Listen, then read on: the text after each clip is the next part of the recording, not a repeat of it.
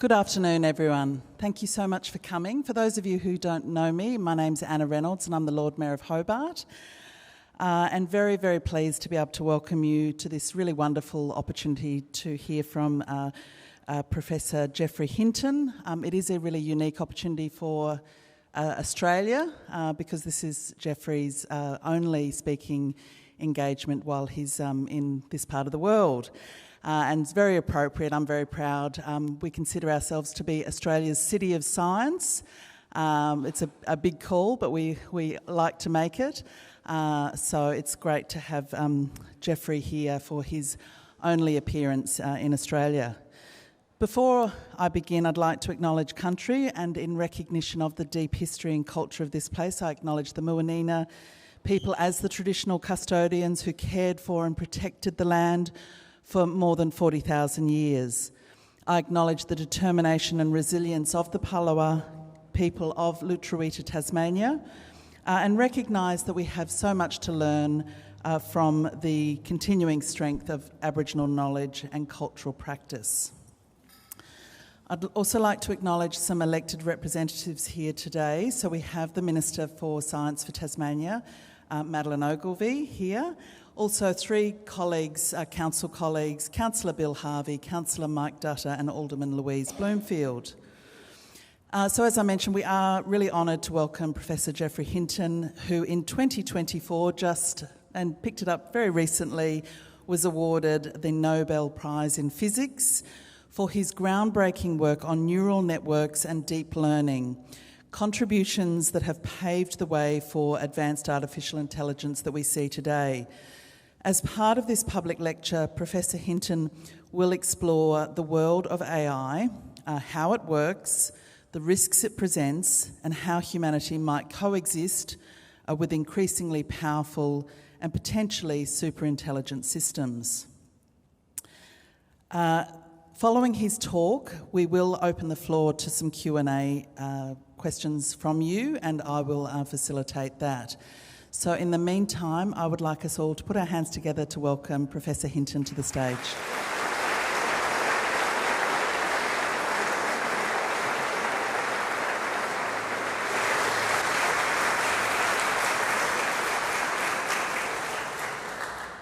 Okay, it's very nice to be here in Hobart.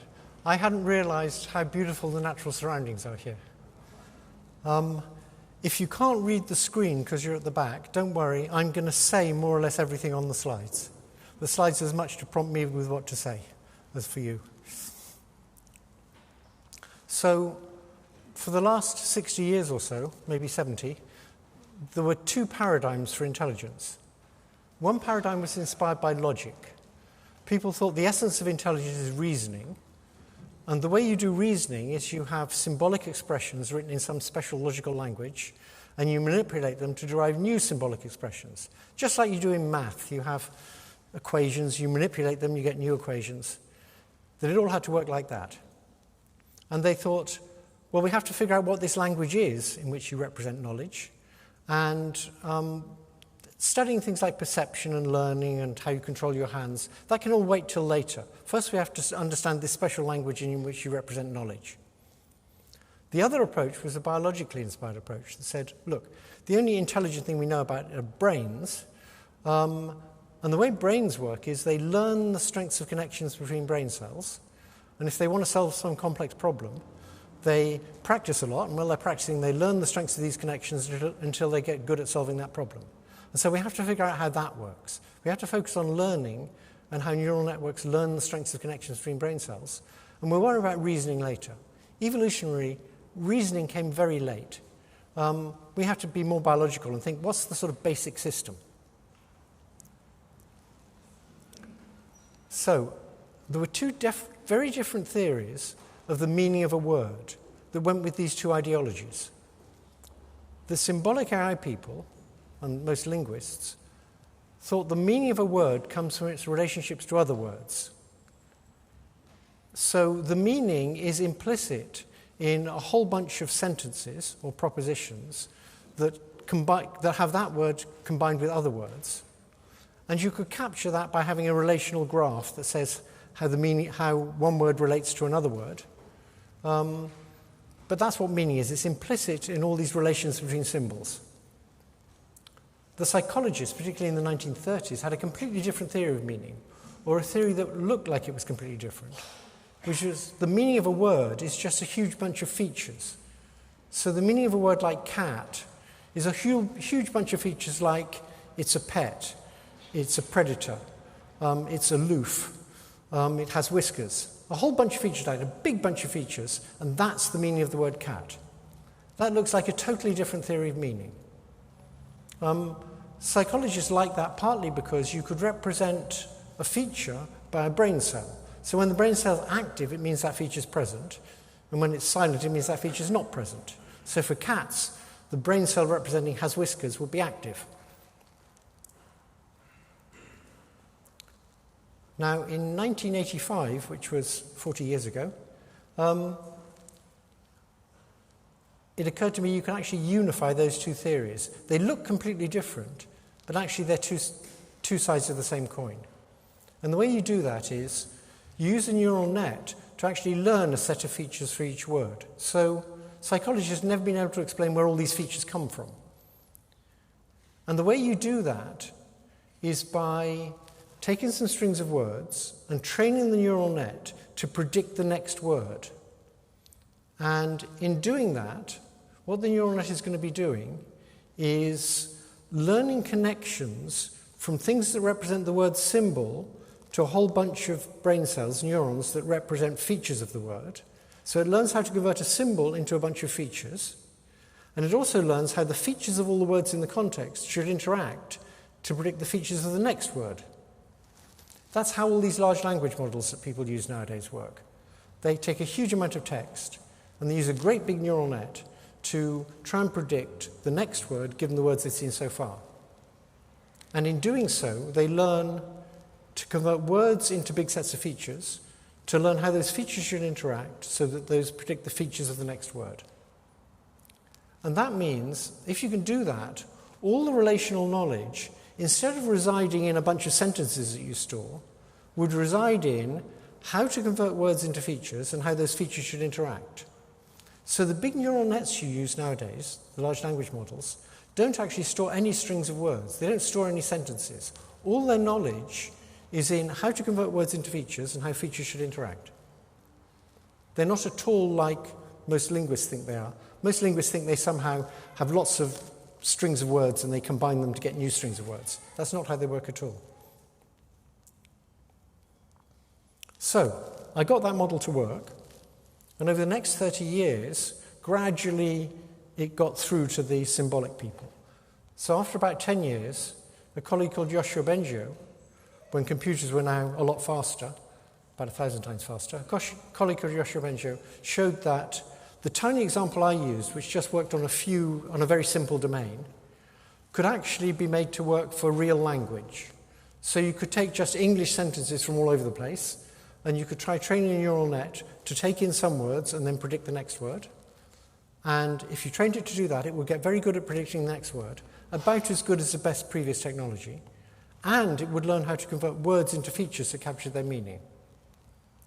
About 10 years after that, the linguists finally accepted that you wanted to represent word meanings by big bunches of features, and they began to make their models work better doing that. And then about 10 years after that, researchers at Google invented something called the transformer, which allowed for more complicated interactions between features. And I'll describe those in a little while. And with the transformer, you could model English much better. You got much better at predicting the next word. And that's what all these large language models now are based on. And things like ChatGPT use the transformer invented at Google and a little bit of extra training, and then the whole world got to see what these models can do. So you can view the large language models as descendants of that tiny model from 1985. They use many more different words. They have many layers of neurons, because they have to do with ambiguous words, like may. If you take the word may, it could be a month or a woman's name or a modal like would and should, and you can't tell from the word what it is. So initially, the neural net will hedge its bets and sort of make it be the average of all those meanings. And then as you go through the layers, it'll gradually clean up the meaning by using interactions with other words in the context. So if you see June and April nearby, it could still be a woman's name, but it's much more likely to be a month. And the neural net uses that information to gradually clean up the meaning to the appropriate meaning for that word in that context. Now, I originally designed this model not as a language technology, but as a way of trying to understand how people understand the meanings of words and how children can learn the meanings of words from just a few examples. So these neural net language models were designed as a model of how people work, not for a technology. Now, they've turned into a very successful technology, but people also work pretty much the same way. And so this question that people often raise of do these LLMs really understand what they're saying? The answer is yes, they understand what they're saying, and they understand what they're generating, and they understand it pretty much the same way we do. So I'm going to give you an analogy to explain how language works, or rather to explain what it means to understand a sentence. So you hear a sentence and you understand it, but what does that mean? In the symbolic AI paradigm, people thought that meant that was like you hear a French sentence and you understand it, and me understanding a French sentence consists of translating it into English. So the symbolic people thought understanding an English sentence would mean translating it into some special internal language, sort of like logic or like mathematics, that is unambiguous. And once it's in that internal unambiguous language, you can then operate on it with rules. Much like in mathematics, you have an equation and you can apply rules to get a new equation. You can add 2 to both sides, and now you've got a new equation. They thought intelligence and reasoning would work like that. You'd have symbolic expressions in your head, and you'd apply operations to them to get new symbolic expressions. That's not what understanding is. According to the neural net theory, which is the theory that actually works, words are like Lego blocks. So I'm going to use this analogy with Lego blocks, but they differ from Lego blocks in 4 ways. So, the first way they differ is a Lego block is a 3-dimensional thing. And with Lego blocks, you see, I can make a model of any 3D distribution of matter. It won't be perfectly accurate, but if I want to know the shape of a Porsche, I can make it out of Lego blocks. The surface won't be right, but where the stuff is will be basically right. So with Lego blocks, I can model any 3D distribution of matter up to a certain resolution. With words, I can model anything at all. They're like very fancy Lego blocks that don't just model where 3D stuff is, they can model anything. It's a wonderful modeling kit that we've invented. That's why we're very special monkeys, because we have this modeling kit. So a word has thousands of dimensions. A Lego block is just a 3-dimensional thing, and you can sort of rotate it, but maybe expand it a bit, but it's basically got low dimensions. A word has thousands of dimensions. Now, most people can't imagine what something with thousands of dimensions is like. So here's how you do it. You imagine a 3-dimensional thing, and you say 1,000 very loudly to yourself. Okay. That's pretty much the best you can do. Another way in which words differ from Lego blocks is there's thousands of different kinds of words. Lego blocks is only a few kinds. Here there's thousands of different kinds. And each kind of word has its own name, which is very useful for communication. Another way in which they differ is that they're not a rigid shape. A Lego block is a rigid shape. A word, there's a rough approximate shape for a word. Some words have several rough approximate shapes, ambiguous ones, but unambiguous words have a rough approximate shape, but then they deform to fit in with their context. So they're these high-dimensional, deformable Lego blocks. And then there's a last way in which they differ, which is how they fit together. So with Lego blocks, you have little plastic cylinders that click into little plastic holes. Okay. I think that's how they work. I haven't checked recently, but I think that's how Lego blocks work. Now, words don't fit together the same way. Words are like this. Each word has a whole bunch of hands, and the hands are on the ends of long, flexible arms. It also has a whole bunch of gloves that are stuck to the word. And when you put a bunch of words in a context, what the words want to do is have the hands of some words fit in the gloves of other words. And that's why they have these long, flexible hands. So understanding a sentence... Now, one other point. As you deform the word, the shapes of the hands and the gloves also deform with that in a complicated but regular way. So, you now have a problem if I give you a bunch of words. Like I give you a newspaper headline where there's not many syntactic indicators of how things should go together. I just give you a bunch of nouns, and you have to figure out what that means.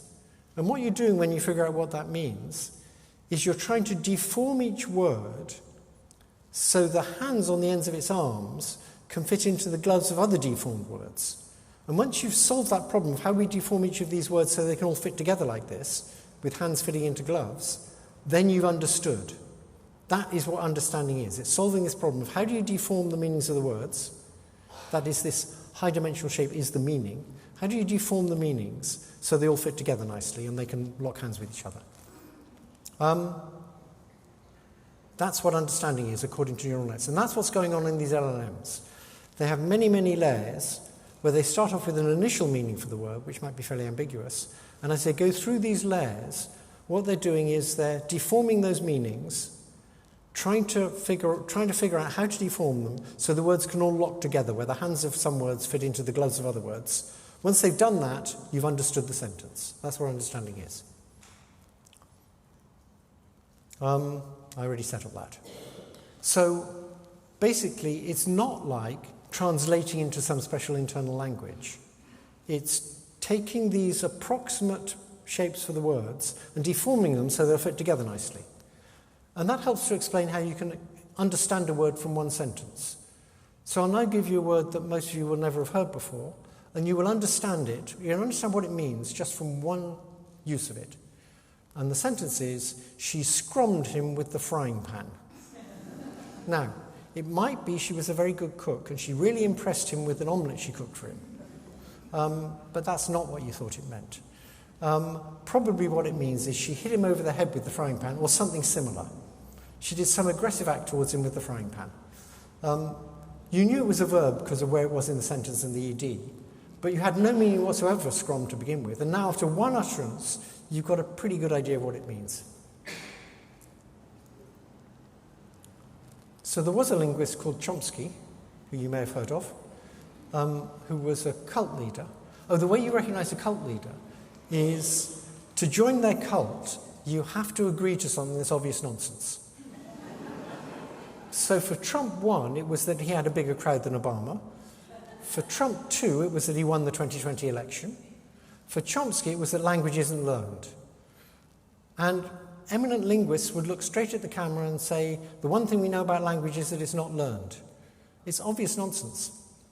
Chomsky focused on syntax rather than meaning. He never had a theory of meaning. He focused on syntax because you do lots of mathematical things with syntax. He also was very anti-statistics and probabilities because he had a very limited model of what statistics is. He thought statistics was all about pairwise correlations. Statistics can actually be much more complicated than that. And neural networks are using a very advanced kind of statistics. But in that sense, everything's statistics. So my analogy for Chomsky's view of language is with someone who wants to understand a car. If you want to understand how a car works, what you're really concerned with is why when you press the accelerator does it go faster? That's what you really want to understand if you want to understand the basis of how a car works. Maybe you care about why when you press the brake it slows down, but more interestingly, why when you press the accelerator does it go faster? Now, Chomsky's view of cars would be quite different.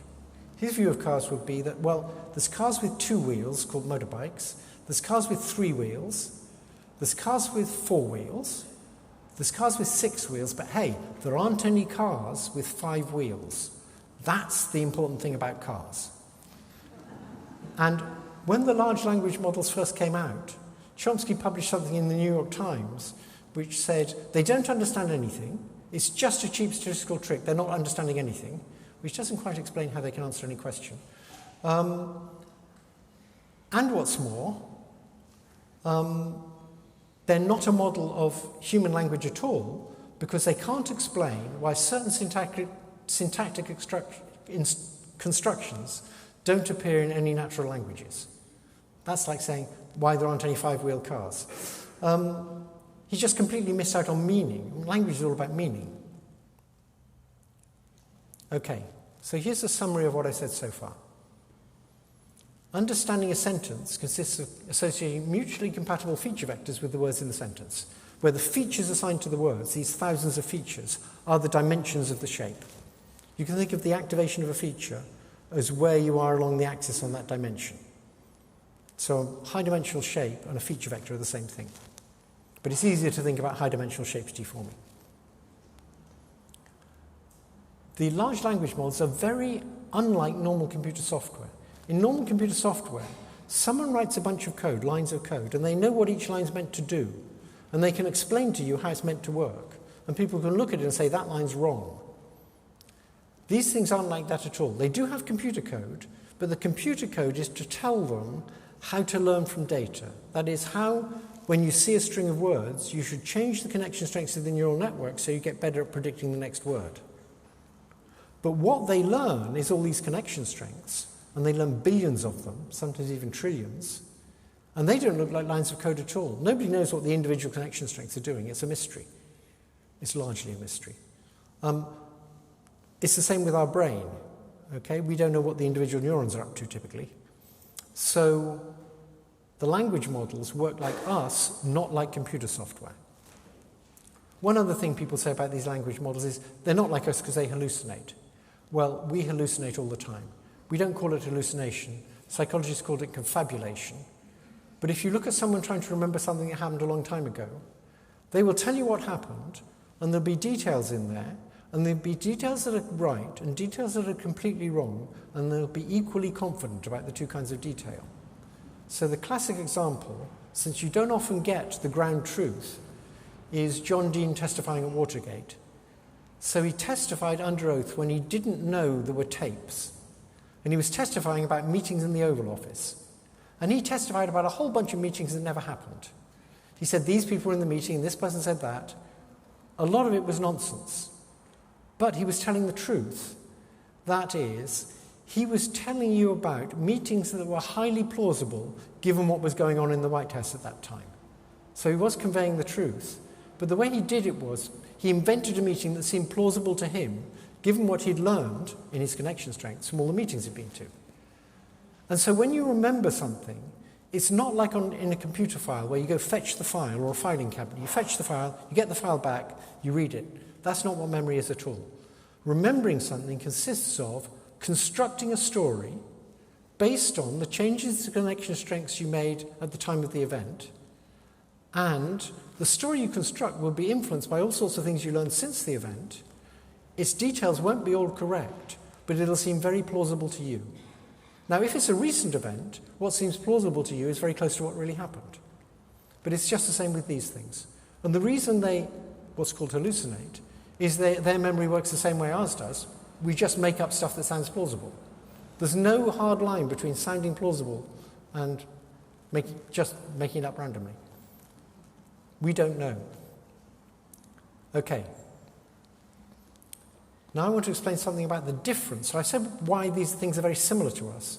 Now I want to explain how they're different from us. And in particular, they're different in one very important way. So they're implemented on digital computers. A fundamental property of the digital computers we have now is that you can run the same program on different pieces of physical hardware. As long as those different computers implement the same instruction set, you can run the same program on different computers. That means the knowledge in the program, or in the weights of a neural net, is immortal, in the sense that you could destroy all the computers it's running on now, and if later you were to build another computer that implemented the same instruction set, then you would take the weights or program off a tape somewhere and put it on this new computer, it would all run again. So we have actually solved the problem of resurrection. The Catholic Church isn't too pleased about this, but we can really do it. You can take an intelligence running on a digital computer, destroy all the hardware, and later on you can bring it back. Now, you might think maybe we could do that for us. But the only reason you can do that is because these computers are digital.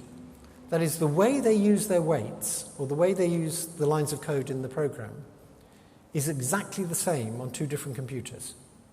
That means they can't make use of the very rich analog properties of the hardware they're running on. We're very different. Our brains have neurons, brain cells, that have rich analog properties. And when we learn, we're making use of all those quirky properties of all our individual neurons. So the connection strengths in my brain are absolutely no use to you, because your neurons are a bit different, they're connected up a bit differently. And if I told you the strength of the connection between two neurons in my brain, it would do you no good at all. They're only good for my brain. That means we're mortal. When our hardware dies, our knowledge dies with us, because the knowledge is all in these connection strengths.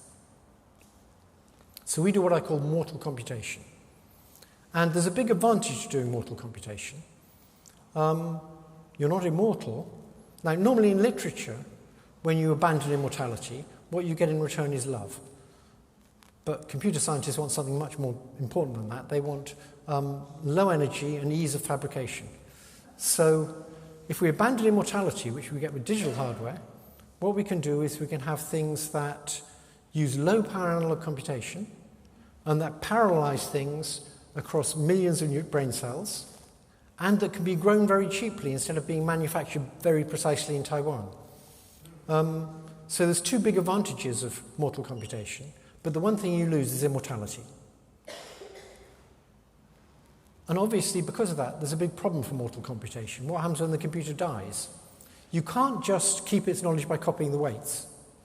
To transfer the knowledge from one computer to another, for digital models, the same model running on different computers, you can average their connection strengths together. That makes sense. But you can't do that for you and me. The way I have to transfer knowledge to you is I produce a string of words, and if you trust me, you change the connection strengths in your brain so you might have produced the same string of words. Now, that's a very limited way of transferring knowledge, because a string of words has a very limited number of bits in it. The number of bits of information in a typical sentence is about 100 bits. So even if you understood me perfectly, when I produce a sentence, we can only transfer 100 bits. If you take two digital agents running on different computers, and one digital agent looks at one bit of the internet and decides how it would like to change its connection strengths, and another digital agent looks at a different bit of the internet and decides how it would like to change its connection strengths, if they then both average their changes, they've transferred, well, if they've got 1 billion weights, they've transferred about 1 billion bits of information. Notice that's thousands of times more than we do. And, actually millions of times more than we do. And they do this very quickly.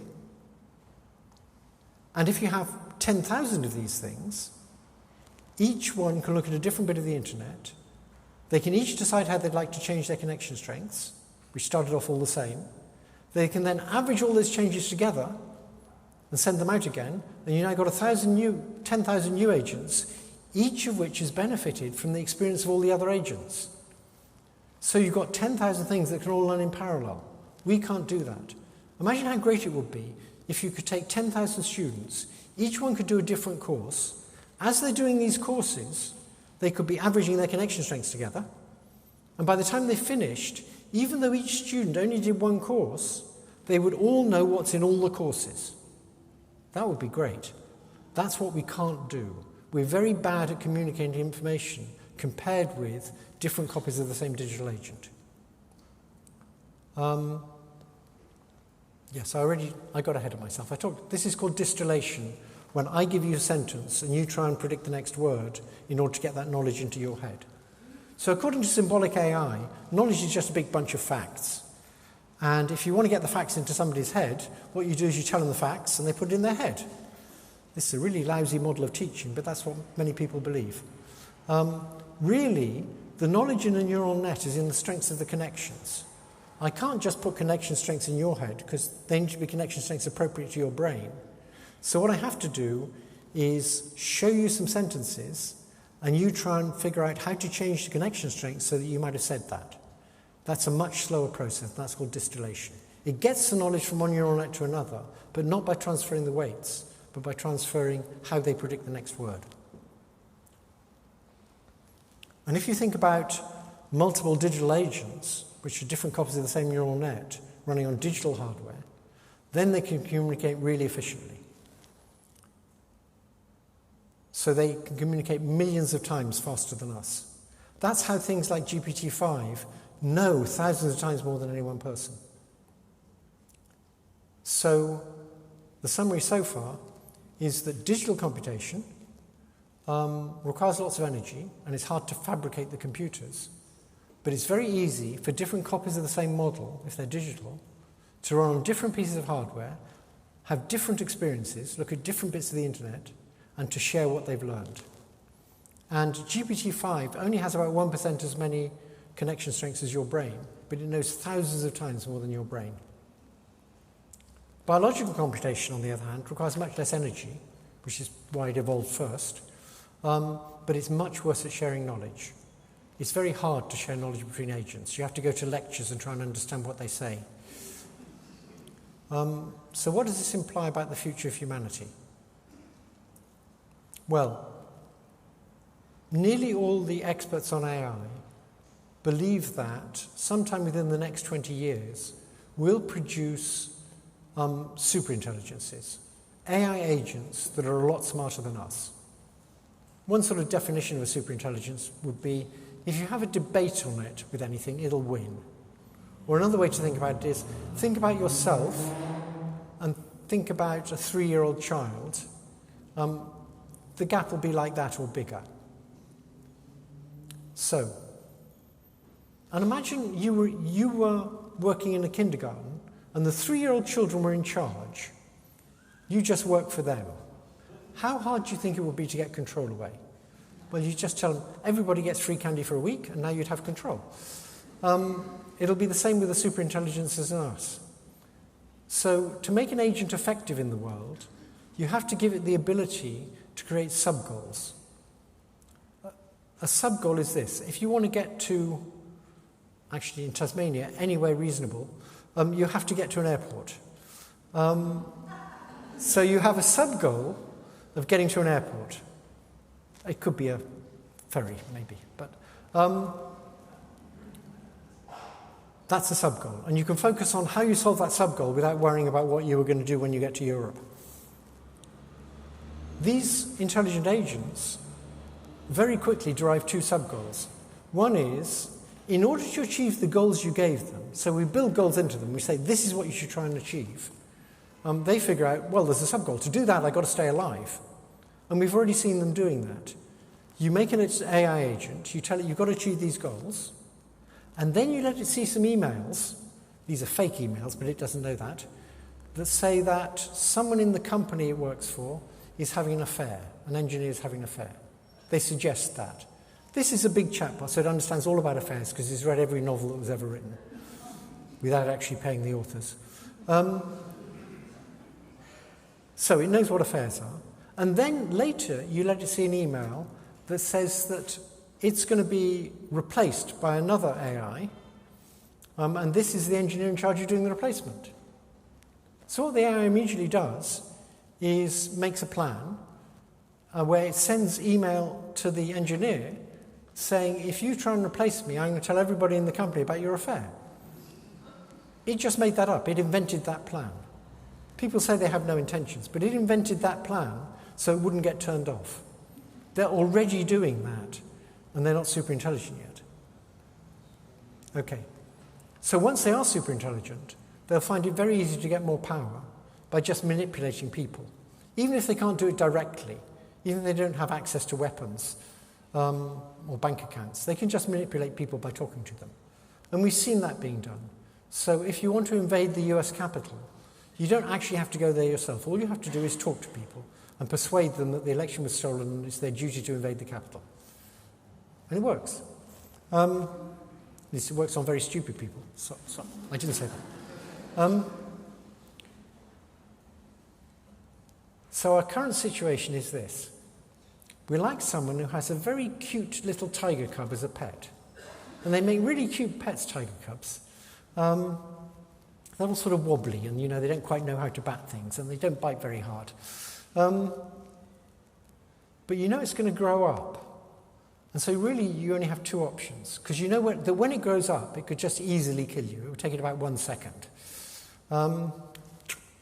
And so you only have two options. One is get rid of the tiger cub, which is the sensible option. Which is three options. You could try and keep it drugged the whole time, but that often doesn't work out well.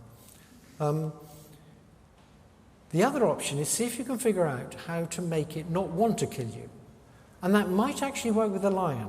Lions are social animals, and you can make adult lions so they're very friendly and don't want to kill you. You might just get away with that, but not with the tiger. With AI, it has so many good uses that we're not going to be able to get rid of it. It's too good for many things that are actually good for humanity, like healthcare, education, predicting the weather, helping with climate change, maybe even as much as it hurt with climate change by building all these big data centers. For all those reasons, and because very rich people who control the politicians would like to make lots of money off it, we're not going to get rid of it. So the only option really is, can we figure out how to make it not want to kill us? And so maybe we should look around in the world at cases where there's less intelligent things that are controlling more intelligent things. No, Trump is not that much less intelligent.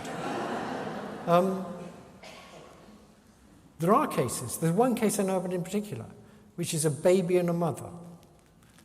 So the mother cannot bear the sound of the baby crying, and she gets all sorts of hormonal rewards for being nice to the baby. So evolution has built in lots of mechanisms to allow the baby to control the mother, because it's very important for the baby to control the mother. The father too, but it's not quite so good at that. If, like me, you try and figure out why is it that the baby insists on you being there at night when it's asleep, well, it's got a very good reason for that. It doesn't want wild animals coming and eating it while it's asleep. So even though it seems very annoying of the baby every time you go away to start crying, it's very sensible of the baby. It makes you feel a bit better about it. So babies control mothers and occasionally fathers. That maybe is the best model we've got of a less intelligent thing controlling a more intelligent thing, and it involved evolution wiring lots of stuff in. So, if you think where countries can collaborate internationally, then they're not going to collaborate on cyber attacks, because they're all doing it to each other. They're not going to collaborate on developing lethal autonomous weapons, or not developing them, because all the major arms manufacturers want to do that. In the European regulations, for example, there's a clause that says none of these regulations on AI apply to military uses of AI, because all the big arms suppliers like Britain and France would like to keep on manufacturing weapons. There is one thing they will collaborate on, and that's how to prevent AI from taking over from people, because there we're all in the same boat, and people collaborate when they get the same, when their rewards are aligned. At the height of the Cold War in the 1950s, the US and the Soviet Union collaborated on trying to prevent a global nuclear war, because it wasn't in either of their interests. So even though they loathed each other, they could collaborate on that. And the US and China will collaborate on how to prevent AI from taking over. So a sort of policy suggestion is we could have an international network of AI safety institutes that collaborate with each other and that focus on how to prevent AIs from taking over. Now, because, for example, if the Chinese figured out how to prevent an AI from ever wanting to take over, they would be very happy to share that with the Americans. They don't want AIs taking over from the Americans in America.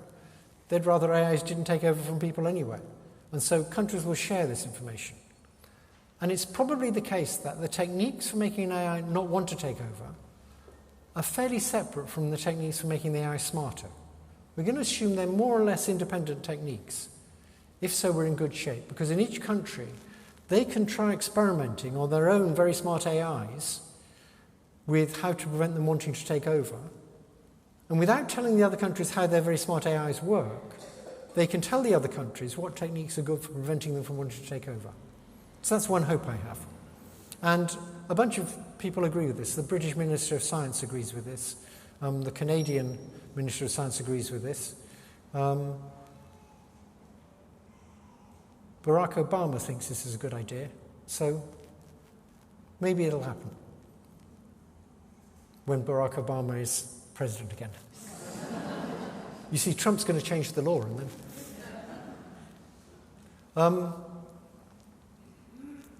So, this proposal is to take the model of a baby and a mother and move away from the model that the owners of the big tech companies have.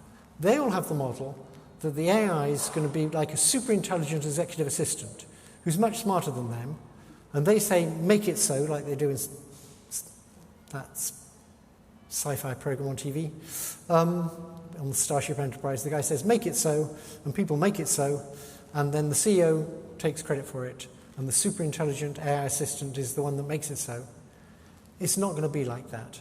The super intelligent AI assistant is going to very quickly realize that if they just rid of the CEO, everything will work much better. The alternative is we want to make them be like our mothers. We want to make them really care about us. In a sense, we're ceding control to them, but we're ceding control to them given that they really care about us and that their main aim in life is for us to realize our full potential. Our full potential isn't nearly as great as theirs, but mothers are like that. If you have a baby that's got a problem, you still want it to realize its full potential. And you still may care more about that baby than you do about yourself. I think that's probably our best hope for surviving superintelligence, for being able to coexist with superintelligence. And now I've got to the end of what I planned to say, and so I think I'll stop there.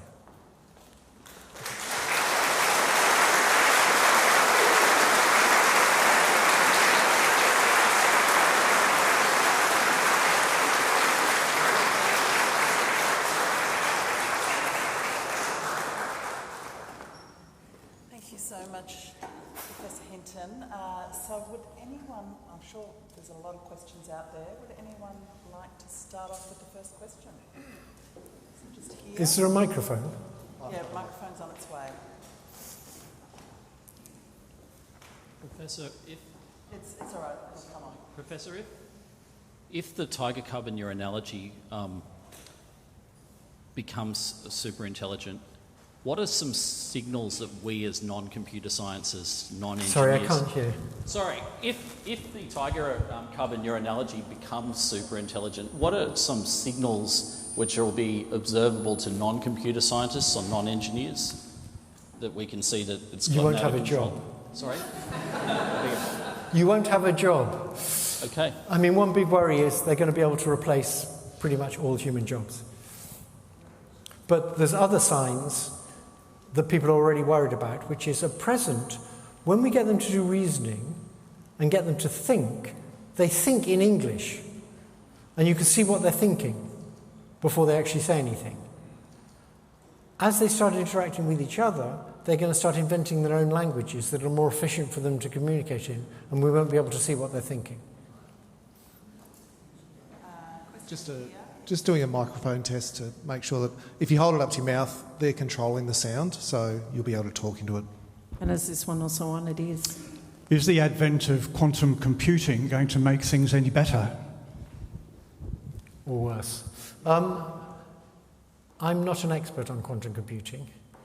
I don't understand how quantum mechanics works. This is slightly embarrassing since I have a Nobel Prize in physics. But I decided a long time ago that it's not going to happen in my lifetime, and I might still make it. And so I don't need to understand it.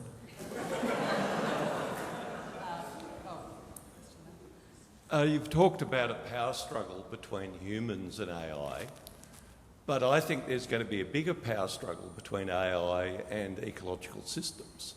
AI and? Ecological systems. That how can AI compete with billions of years of evolution, bacteria that want to destroy its circuitry and so on? How will AI form an agreement with a biosphere? Oh, there's one way it could do it. So AI itself is not particularly prone to biological viruses. It has its own kind of viruses, but not biological ones. So it's pretty immune to nasty biological viruses. And using AI tools, ordinary people can now, this is research done by a very good research unit in Britain, ordinary people can now solve most of the problems involved in designing a nasty new virus. So if AI wanted to get rid of us, the way it would do it, or one obvious way to do it, is by designing a nasty new virus that just gets rid of people, like COVID, but much worse. That doesn't exactly answer your question, but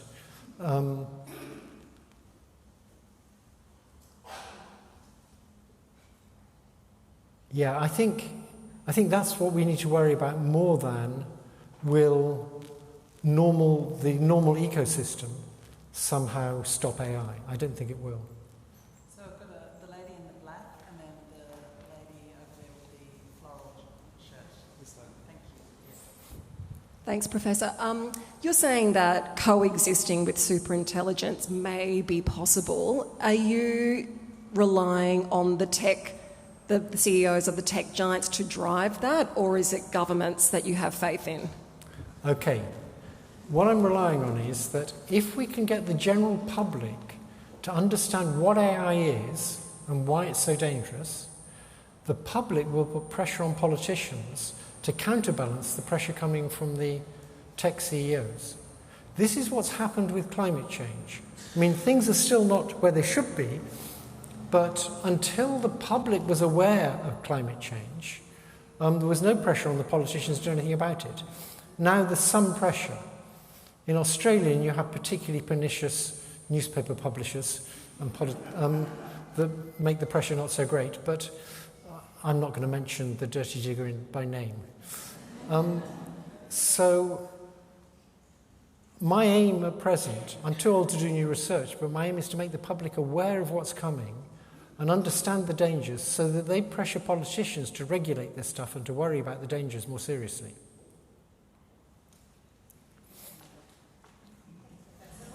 It's actually very similar to that, but another question that has popped up is how important do you think that the language and marketing around artificial intelligence is going to play a factor? For example, with climate change, both the words climate and change are positive words, whereas if we had called it atmospheric skin cancer, people might have taken it seriously.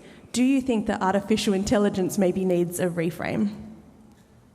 Yeah, I mean, if it was called job replacement technology, because if you ask, where are the big companies going to make their money?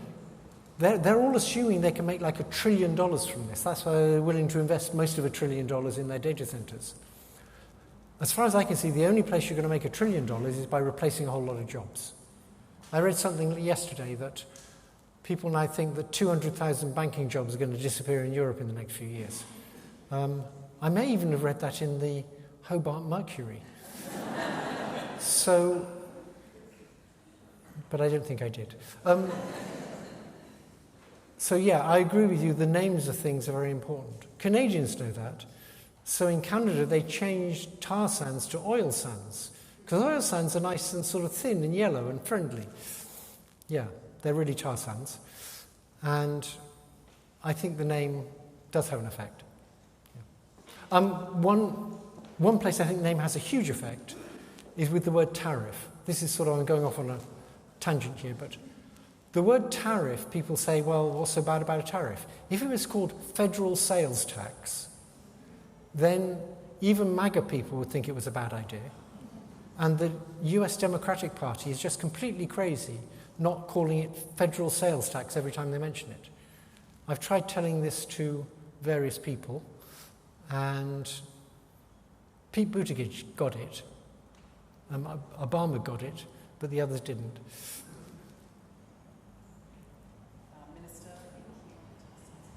Thank you. Hi, everybody. Madeleine Ogilvie. I'm the minister in the spotlight and the gun on AI at the moment.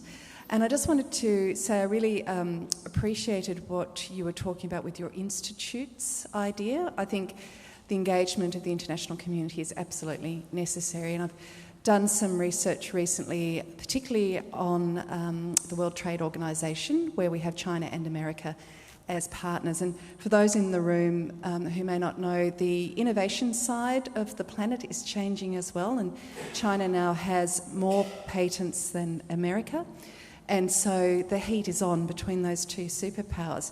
But I really liked the moment you identified where there is something in it for both of those major tech-centred economies to come together to look after humanity. So I guess my question is there a forum through which standard setting, perhaps at that international layer, can be supported? What can Australia do? I think Tasmania agrees with you. And we've started an AI dialogue with our university to have a continual discussion with this. But do you see that international order and bringing that layer to the party as the right place to start? It's beginning to happen. So, in particular, the AI companies aren't funding it, but there's billionaires, many of whom come from tech, like Jan Tallinn, who invented Skype, and has given a large amount of money, many billions of dollars, to AI safety, setting up institutes. There's an organisation that regularly has meetings all over the world that involve both the Chinese and the Americans and other countries on AI safety. I can't remember the initials that are used for it, but so I think certainly Australia can get involved in those organisations.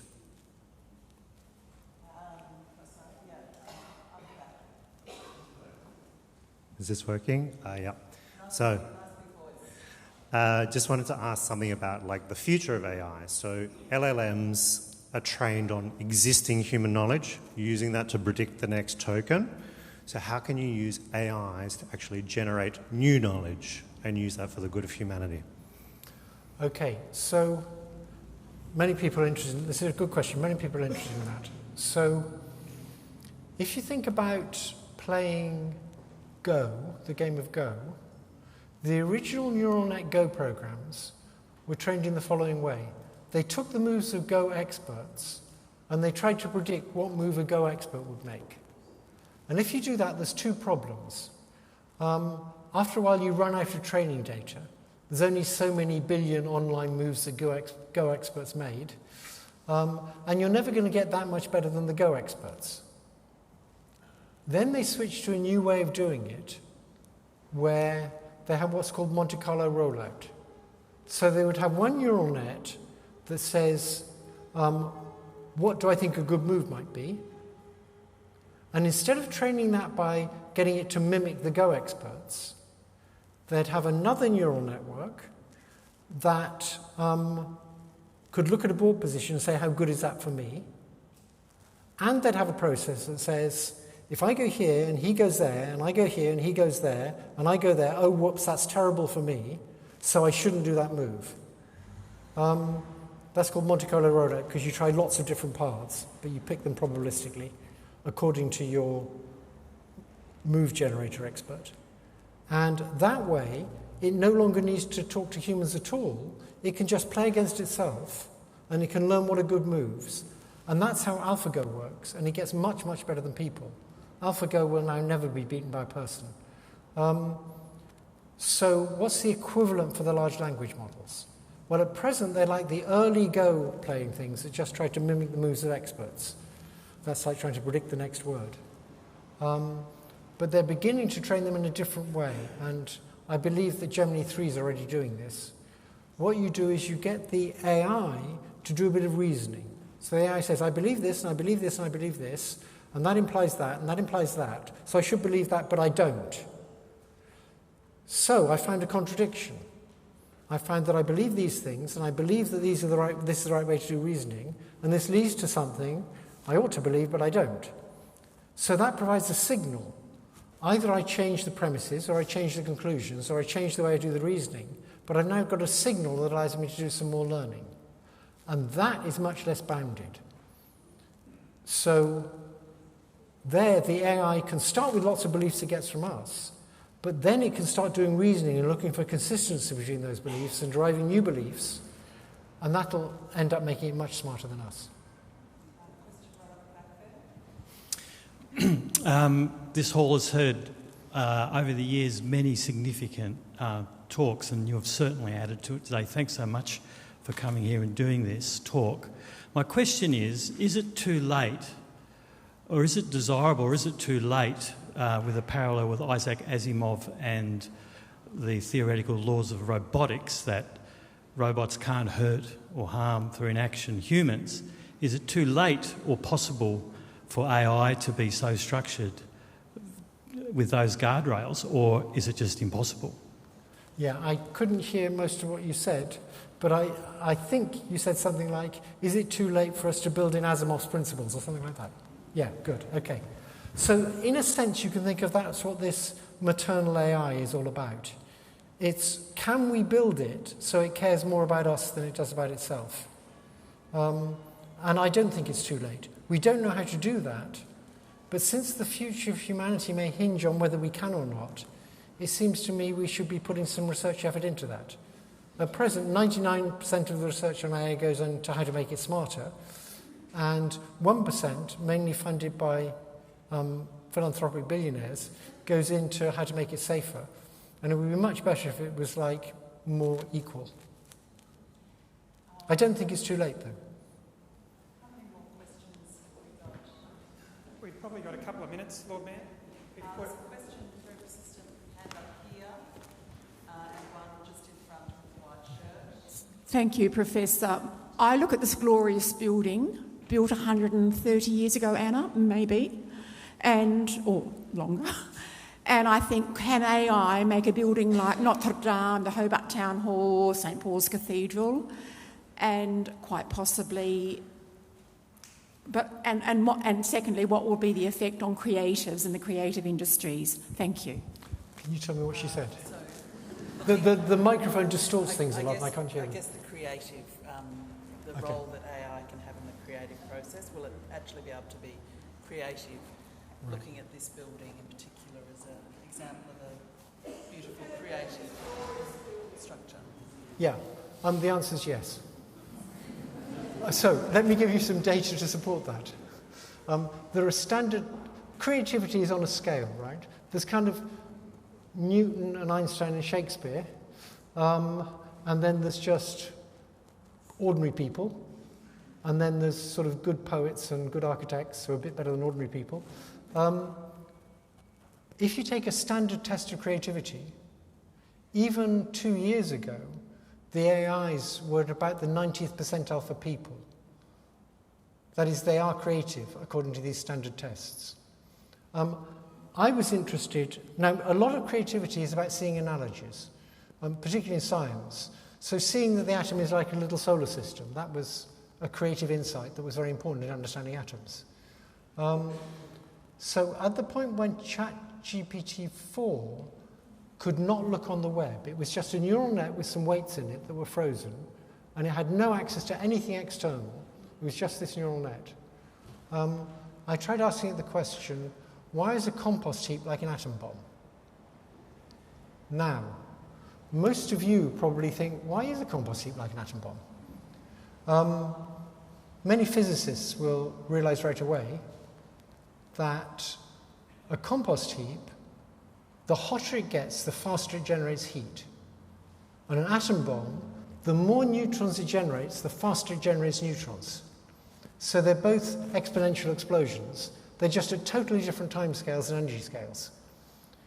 And GPT-4 said, well, the time scales are very different and the energy scales are very different, but the thing that's the same about them, and then it went on to talk about a chain reaction.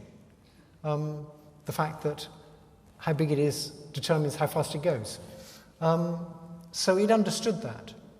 And I believe that it got to understand that as it was training. You see, it's got far fewer connections than us. And if you want to put huge amounts of knowledge into not many connections, the only way you can do it is by seeing what's similar about all sorts of different bits of knowledge and coding up that bit that's similar about them all, the idea of a chain reaction into your connections, and then adding on little bits for the differences from this common theme. That's the efficient way to code things. And it was doing that. So during its training, it understood that compost heaps were like atom bombs. in a way most of us haven't.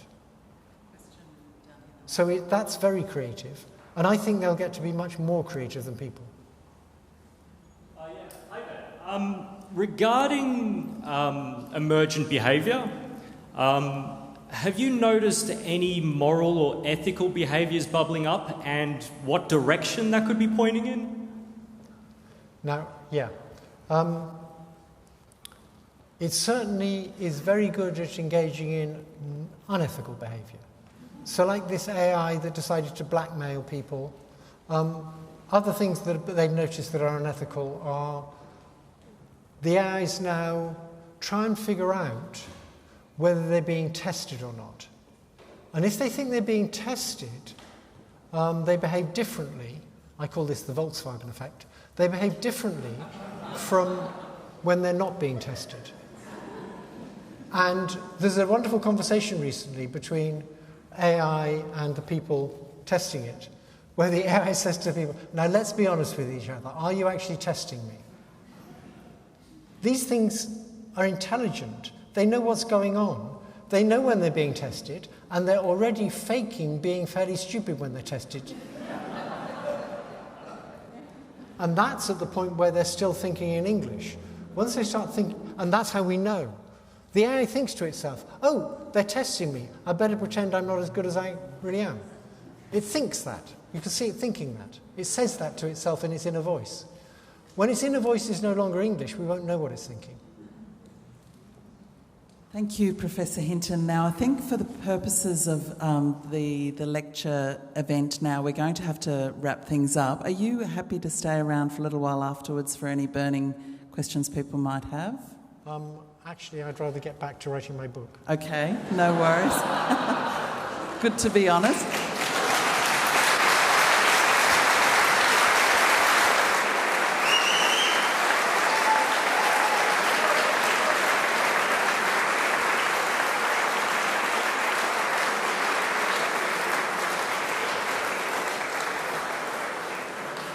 Thank you so much for giving us all of those amazing insights. I think you've really made a strong impression. I'm hoping Minister Ogilvie is going to set up Australia's first AI Safety Institute right here in the heart of Hobart. And thank you so much again for being with us, and I hope you enjoy your time in Hobart and safe journey home. Thank you.